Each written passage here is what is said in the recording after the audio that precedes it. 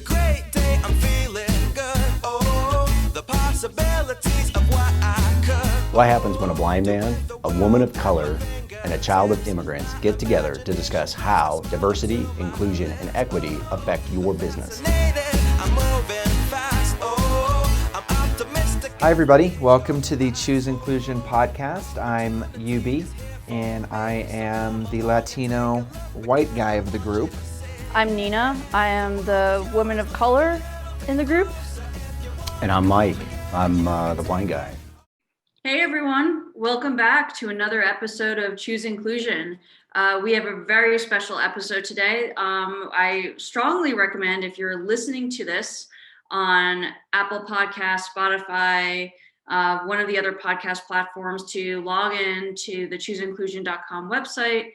Or you don't have to log in, you can just go to the chooseinclusion.com website, link to our YouTube page, because this is going to be a video today, because we have a really special guest. AJ Moody is the head basketball coach at the Utah School for the Deaf and Blind, and the owner of a joint venture consulting firm that focuses on emergency preparedness and universal design. And so we're really excited to have him on the podcast today. Before I say hi to AJ, let me also say hi to my co-hosts, UB and Mike.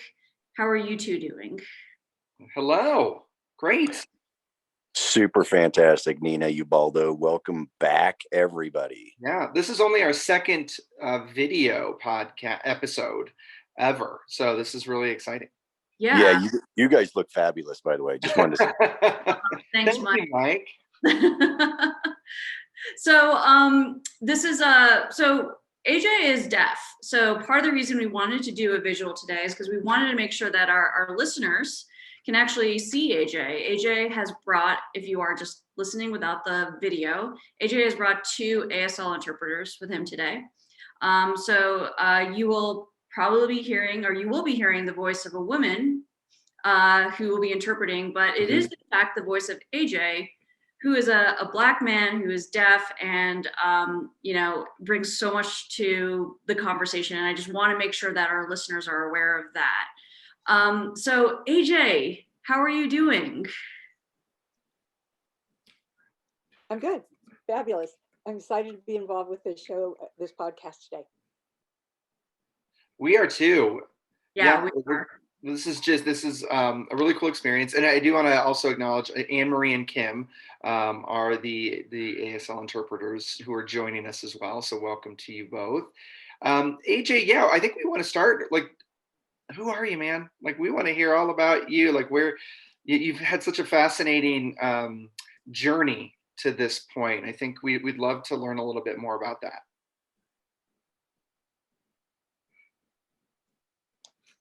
Sure. I wanted to start, and thank you for inviting me, Nina. My name is AJ Moody, and I'm from a military family. And I wanted to start out with, I was born in Germany.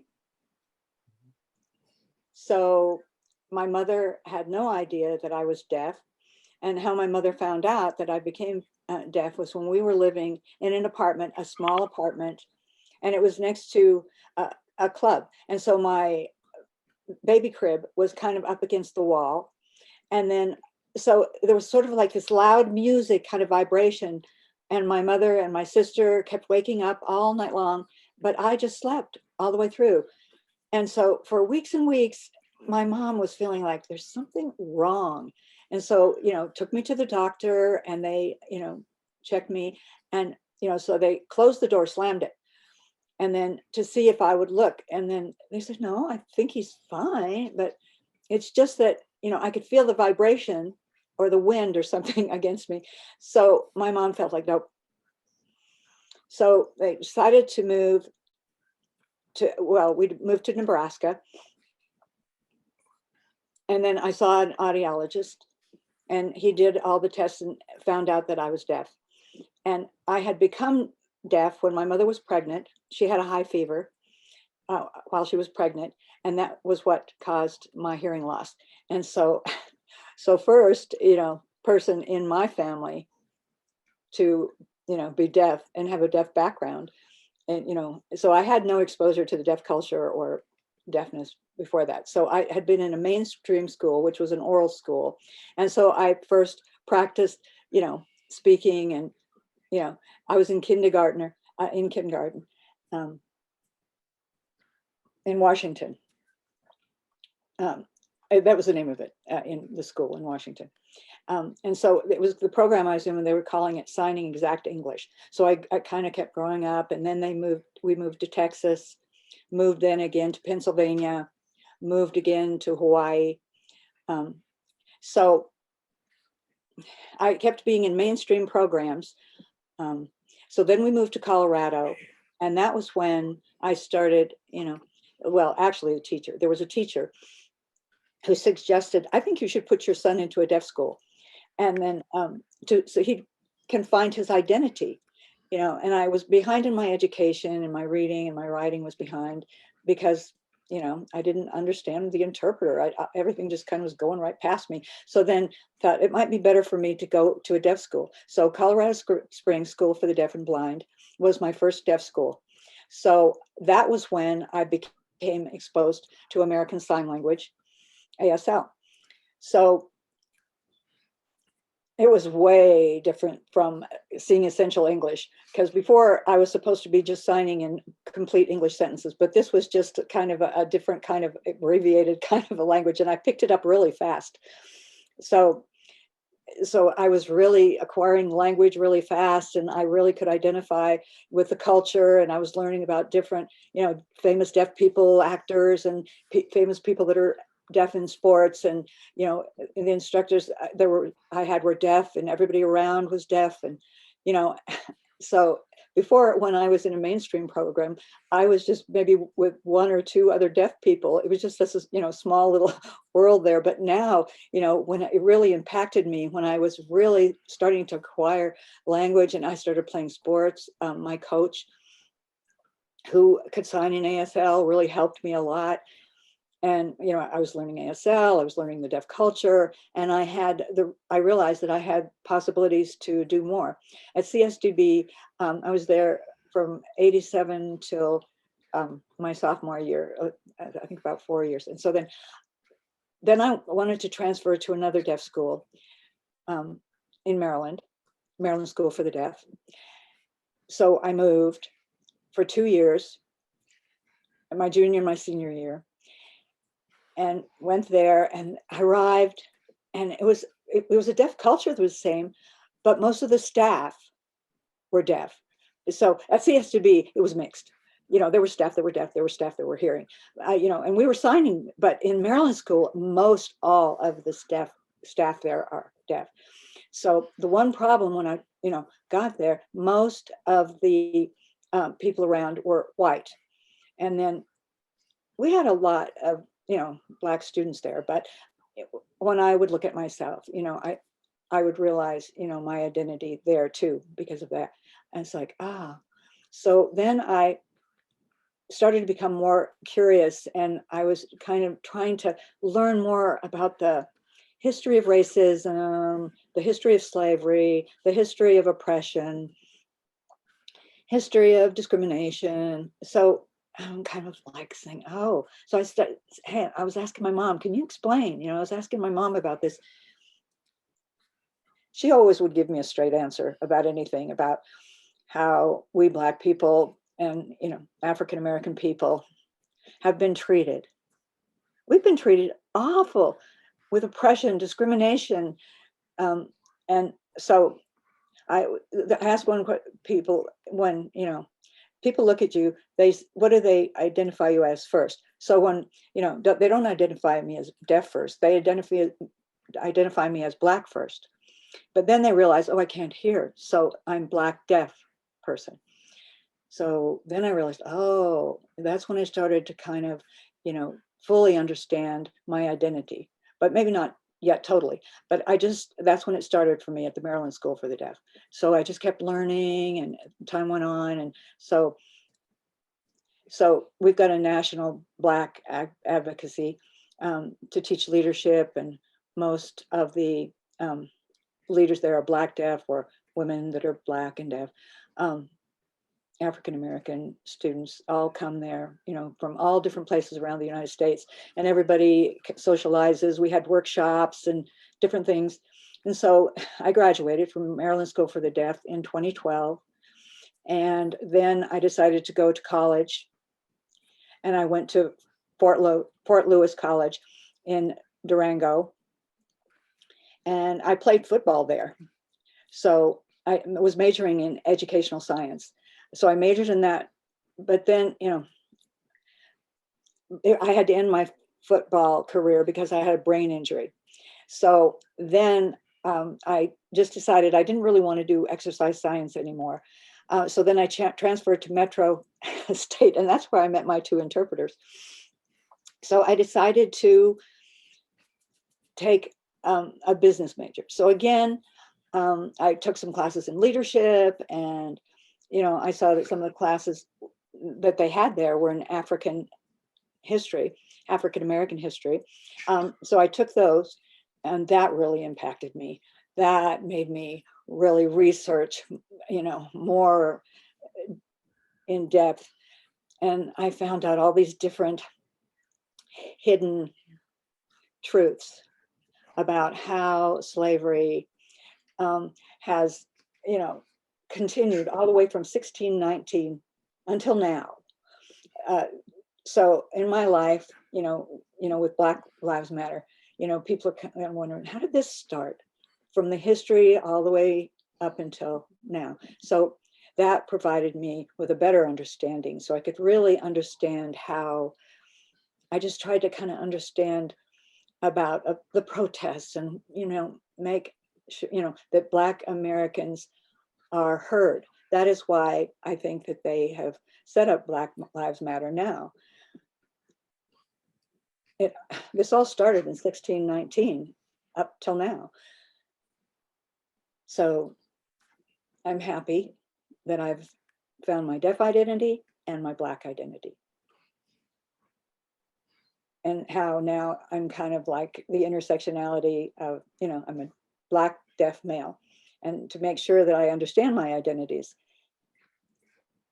So then if any other students ask me about, how I identify, or, my racial identity, then I can, provide them more information, added to what they've already learned.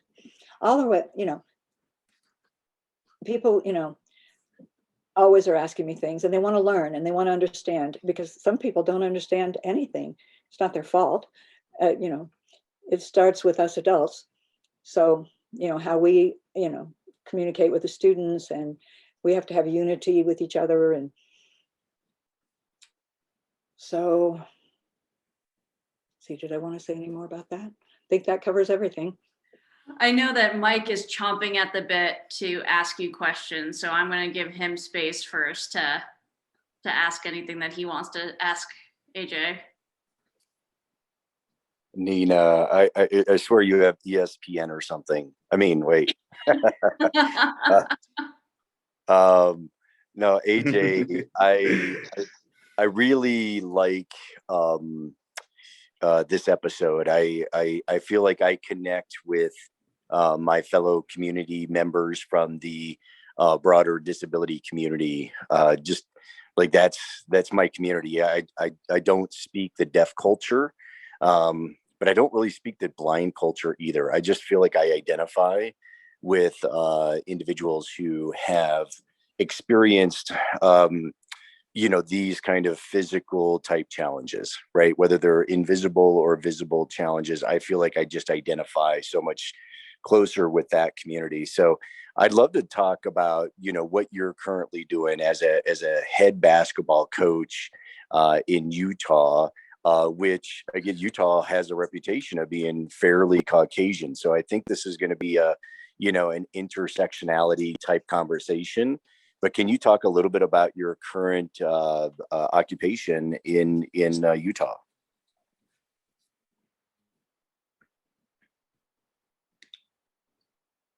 Oh, what's it like working in Utah? You want me to tell you a story about that? Oh, okay. Well, okay, first thing, funny story.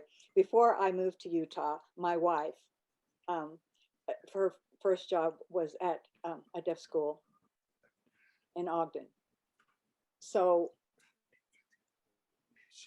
after they finished the interview, they wanted to hire her, but she asked me first.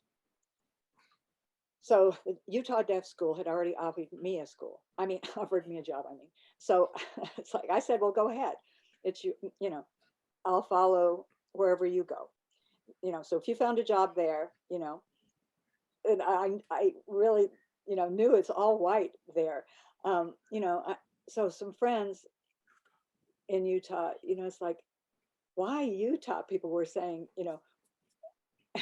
why would you want to live in Utah? And sometimes, I do my research before I move. And so I realized there's a lot of potential there in Utah, especially USDB school. So I moved there and it's been going pretty well. The people are really nice and friendly and really open, and, they're really understanding. And, so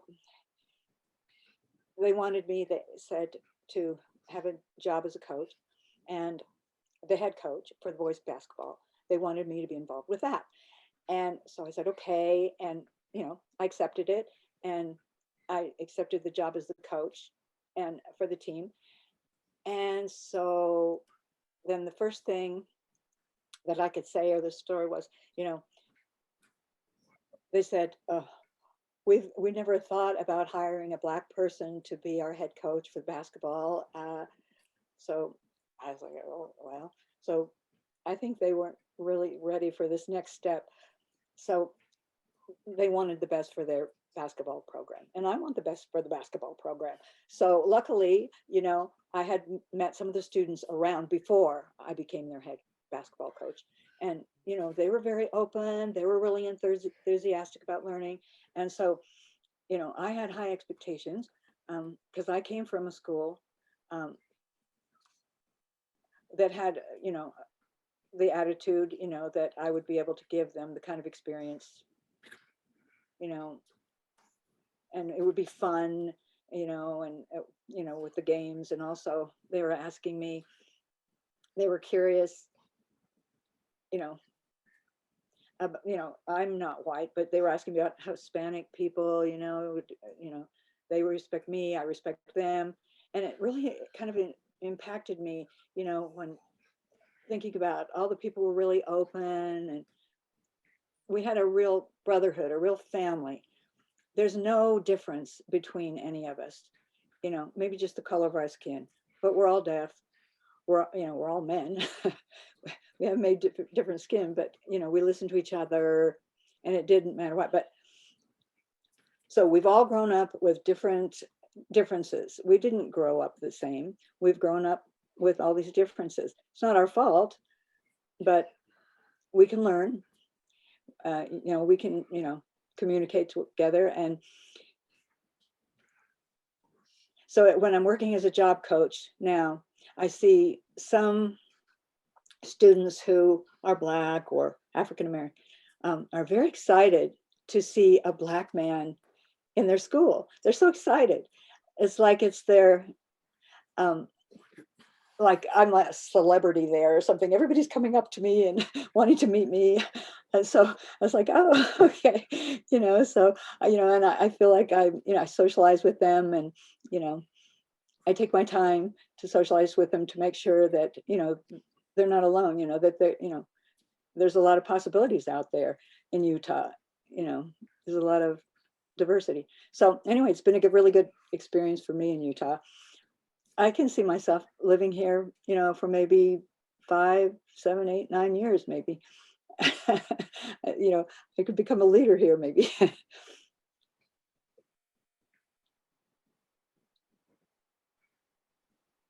Yubi, do you want to ask your next question?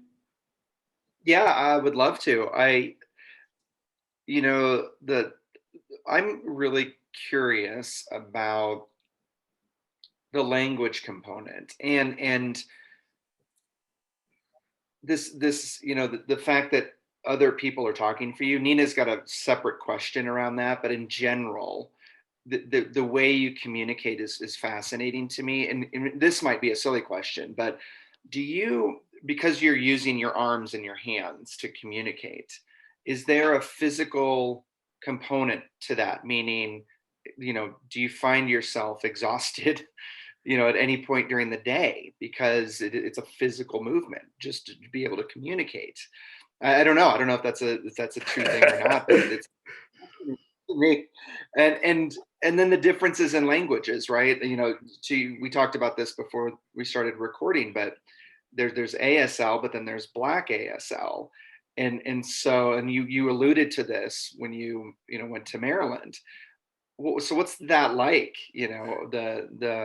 The physicality of it, but also having someone else speak for you. I think that's a fascinating thing, because I think a lot of people, especially in our climate today, people want their voice to be heard. So how do you ensure that?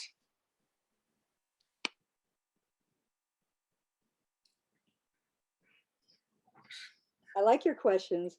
If I get physically tired, that's a good one. Well, basically, I get tired, well, not really from signing. I'm used to it. I use it every day. That's our language. That's what we use to communicate with. So I'm almost never tired physically with it, but I'm prepared for it, to communicate in ASL as our first language. And then the difference between Black ASL and just ASL, I admit that I really don't know that much about Black ASL, because I'm not really familiar, because maybe I grew up in a different military family, and I had learned, I'm kind of behind in, seeing sign language. I see it on social media, and somewhat familiar, but I'm not really all that much familiar, because I've grown up with just ASL, American Sign Language. There might be Black African Americans that live in the Southeast, Northeast, or something like that with their families. But actually, Black Deaf School, that is who uses Black ASL. They grew up with that. It's, might be in their family, it was generationally passed down, but, I come from a hearing family where they were using spoken English. It would be nice for me to be able to learn more about Black ASL. I'm curious. It might take time for me, though, to learn it. And then also, so today, Black Lives Matter. When I kind of came here to Utah, Black Lives Matter, and here, you don't really hear anything about it. That's why some of these different people are always asking me, Black Lives Matter? What is it? Why Black Lives Matter? What does it mean, BLM? What is it? What is it? Is it racist? Why is it, why are they protesting? They keep asking me all these questions. Why this? Why that? And so I get so tired of explaining this to people over and over. So, they could see now online, about Black Lives Matter. So I decided, okay, no, I'm willing to explain, to clarify, and make sure that people understand rather than any misunderstandings. So I explain. And most of the time, people understand. Some still don't understand. So I just kind of challenge them, well, what don't you understand? And so kind of we talk to each other, we give each other kind of like feedback, or, so there's been like this history that goes all the way back from 1619 until now. And it's all related to what's happening now. And so people say, oh, I see. That's, something that I didn't learn in high school. I took a history class or in college. I didn't know that. And so, there's so many hidden truths about, what's happened between 1619 up until now. And so most of the time, they put me in a situation, and I'm supposed to speak for all deaf Black people in the community. And I go, no, I don't speak for all Black deaf people in the community. I'm only speaking for myself. It might be able to be possible to speak for some, not all. I don't know Black ASL. I don't represent, all those people who really know all about their culture, that Black, ASL culture. So I might represent a person who's Black deaf, involved in a military family. I'm from that background. I'm from a family who speaks English. I have, some, they have some sign. They use me as kind of like a platform to speak for all people. And I have to keep emphasizing, I could maybe speak for a specific group of people, but not for everyone. And so then again, I'm happy to make sure that I can stand, I know that we want to stand up because I know we want to be heard. I know we suffer a lot of frustration. I understand our goals,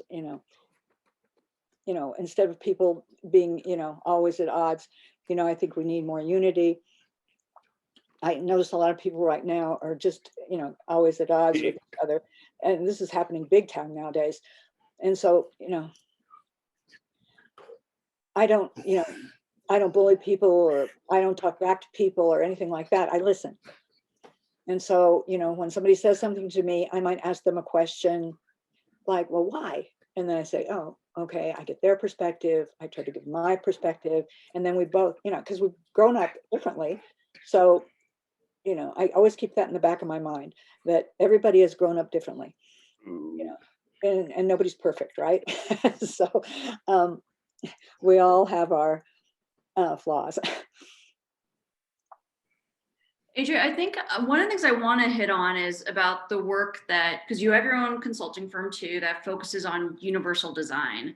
I would love to hear more about kind of what is it that you're doing when you're doing this consulting work, and what's the specific things that people need to be thinking about when it comes to being inclusive of the deaf and hard of hearing communities?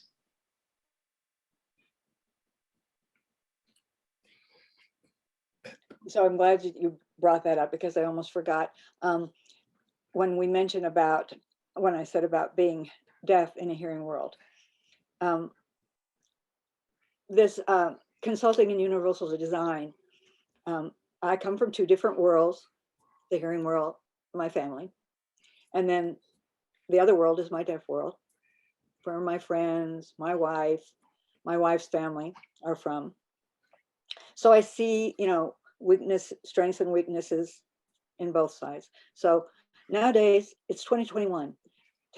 With all the technology, it's really far out. I mean, deaf and hard of hearing people in the community, still though, it's not 100% effective. There's still flaws in this also.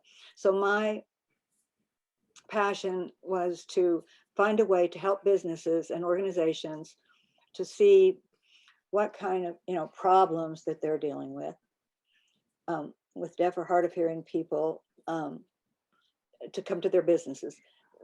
It's not really related to ADA. Most of the time people see me and they're thinking I'm talking about Americans with Disabilities Act. I'm trying to, no, not that. I'm trying to help the businesses to make sure that they don't lose business. They help them to make sure that they can not be sued, and things like that. I'm there to help them in how, to give them feedback and ideas, how to make their business more accessible, and so that they'd have to maybe spend less money. Because when they see a deaf person, they think I might have to be spending more money. Like for my phone, for example, I Google Pixels 4 or 5 AG or something like that. So then it's an accessible phone. It even has closed captions. I can get on it. Whenever I call my mother who's hearing, I call her, and then I can read the closed captions.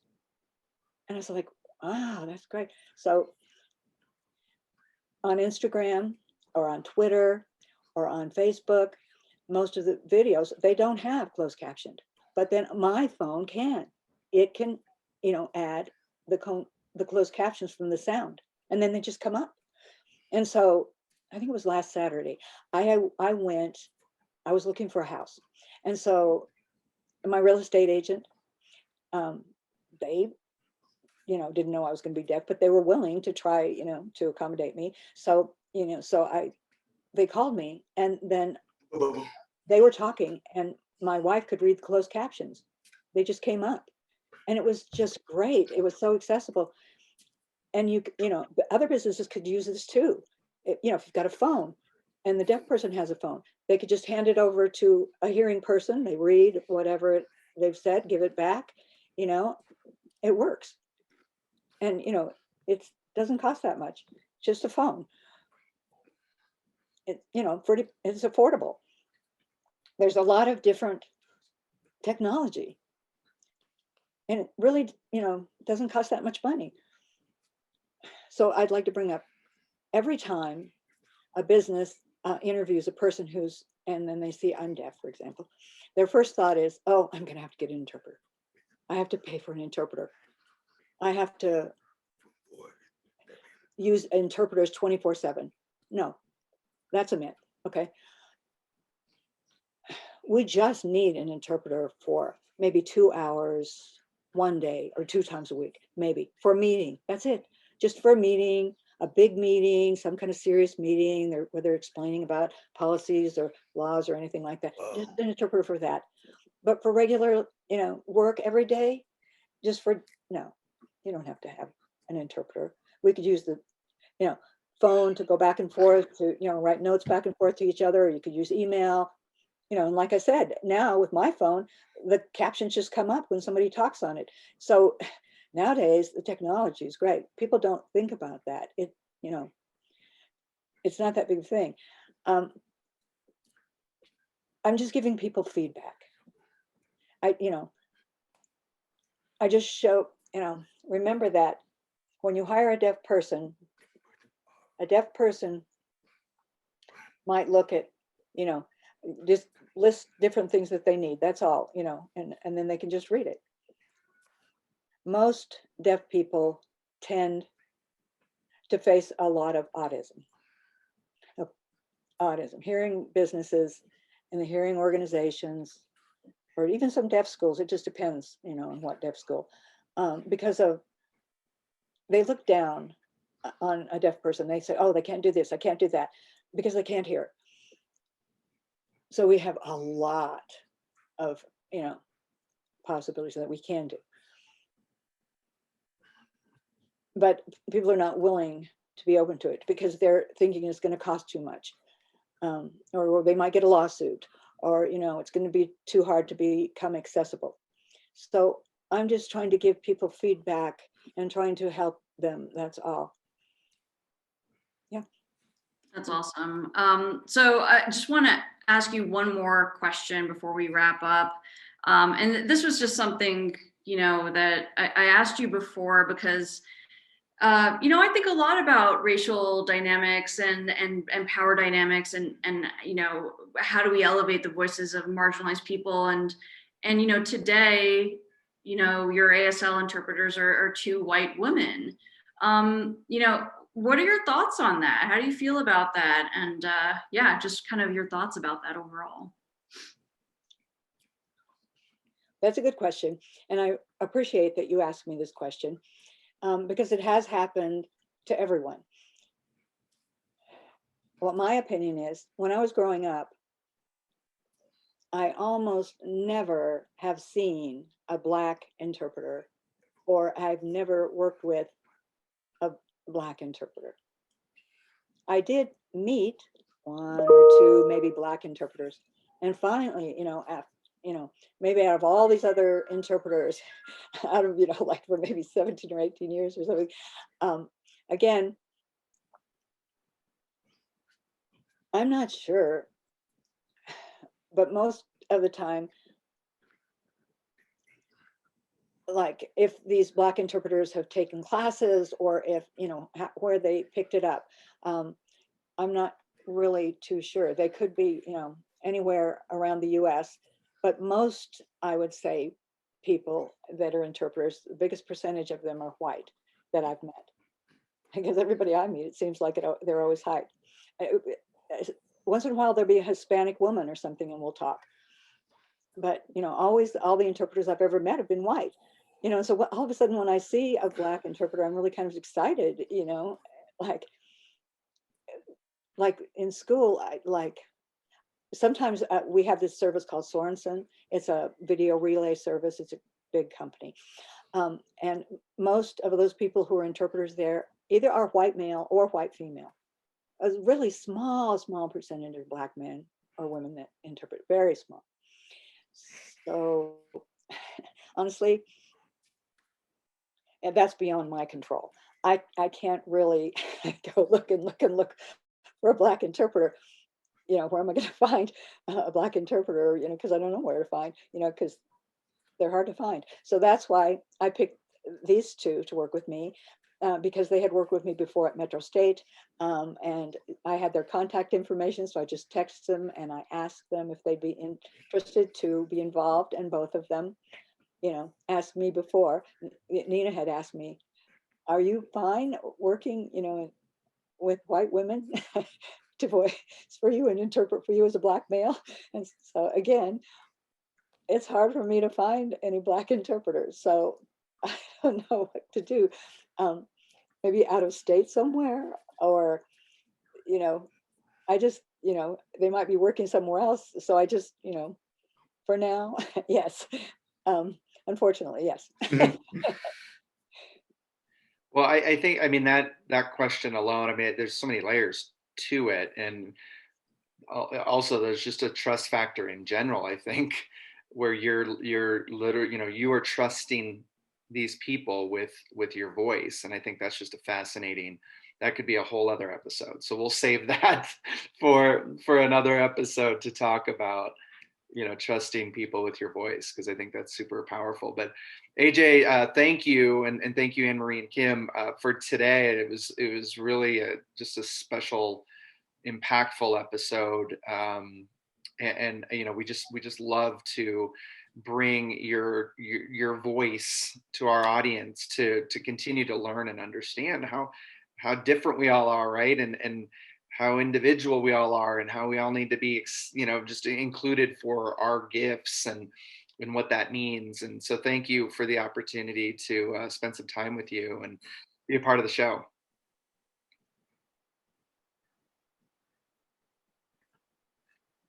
Well, thank you for having me. I really enjoyed being involved, and I've been happy to have this opportunity. Oh, wonderful. Thank you. And thank you, audience, as always, for continuing to tune in to Choose Inclusion. Like Nina said earlier, this video version will be accessible through our YouTube channel. So we'll put links out there, because we really encourage you to watch this one as well as listen. So thank you, Nina and Mike, as always. And we'll see you all next time. Thanks, everybody. Take care, everyone.